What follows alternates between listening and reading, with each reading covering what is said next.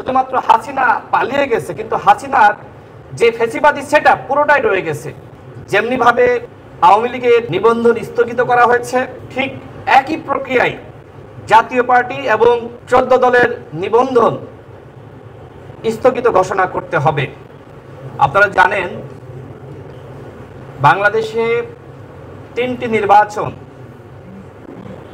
অত্যন্ত ন্যাক্কারজনক এবং জাতির জন্য লজ্জাজনক ছিল।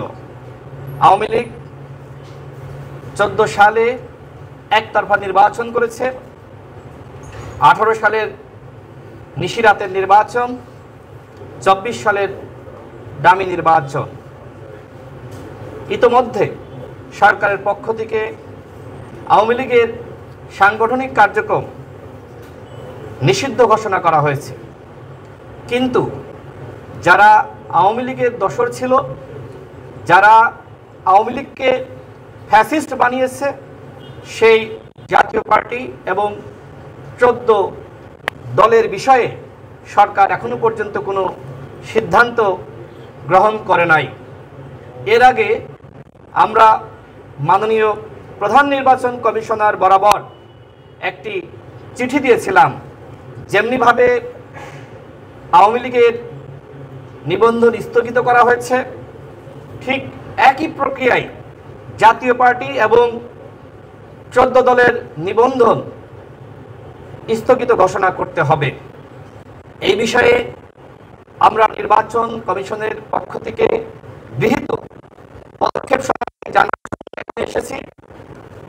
আমরা প্রধান নির্বাচন কমিশনারকে জিজ্ঞেস করেছি যে এই বিষয়ে আপনারা কতটুকু অগ্রসর হয়েছেন। তিনি আমাদেরকে জানিয়েছেন এই বিষয়ে আসলে নির্বাচন কমিশনের করার কিছুই নাই। যেমনিভাবে সরকার আওয়ামী লীগকে নিষিদ্ধ ঘোষণা করেছে, ঠিক একইভাবে যদি সরকারের পক্ষ থেকে জাতীয় পার্টি এবং 14 দলকে নিষিদ্ধ ঘোষণা করা হয়, এর পরবর্তীতে নির্বাচন কমিশনের পক্ষ থেকে পদক্ষেপ গ্রহণ করা হবে। অর্থাৎ সরকার যদি আগামীকাল জাতীয় পার্টি এবং 14 দলের সাংগঠনিক কার্যক্রম নিষিদ্ধ ঘোষণা করে, আগামী পরশুদিন নির্বাচন কমিশন জাতীয় পার্টি এবং 14 দলের নিবন্ধন স্থগিত ঘোষণা করবে। আমরা আরো বলেছি যে আগামী নির্বাচনে আওয়ামী লীগ স্বতন্ত্র ডামি মামি স্বামী 24 সালে যেভাবে অংশ নিয়েছে আওয়ামী লীগের নেতারা, ঠিক একইভাবে আওয়ামী লীগ আগামী নির্বাচনে এই স্বতন্ত্র নামে অংশ নিতে পারবে কিনা।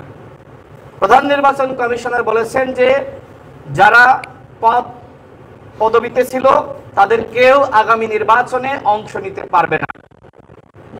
এই ব্যাপারে তারা একমত। আমরা এটিও বলেছি যে ঠিক আছে, যারা আওয়ামী লীগের পদে ছিল তারা নির্বাচনে অংশ নিতে পারলো না, কিন্তু একজন এমপির ভাই যিনি আওয়ামী লীগের অ্যাসোসিয়েট, যিনি ডামি এমপি, নিশিরাতের এমপি, একতরফা এমপি বানানোর জন্য কাজ করেছে, যিনি তার ভাইয়ের ডান হাত বা বাম হাত হিসেবে কাজ করেছে, ওই আওয়ামী লীগের অ্যাসোসিয়েটস বা যারা ফ্যাসিবাদের দোসর ছিল তারা নির্বাচনে অংশ নিতে পারবে কিনা, তিনি একটি কনফিউশনে পড়ে যান। এরপরে আমরা বিষয়টি ব্যাখ্যা করি। মনে করেন আগামী নির্বাচনে আওয়ামী লীগের দামি এমপিরা বা আওয়ামী লীগের যারা পদে আছে অংশ নিতে পারলো না, সেক্ষেত্রে এই যে আওয়ামী লীগের পরিবারের সদস্য যারা ছিল তারা যদি স্বতন্ত্রভাবে অংশ নেয়, তাহলে মোটামুটি তারা হয়তো 50 থেকে 60টি আসন পাবে। গোপালগঞ্জ, ফরিদপুর, মাদারীপুর বিভিন্ন জায়গায় আওয়ামী লীগের ঘাঁটি রয়েছে।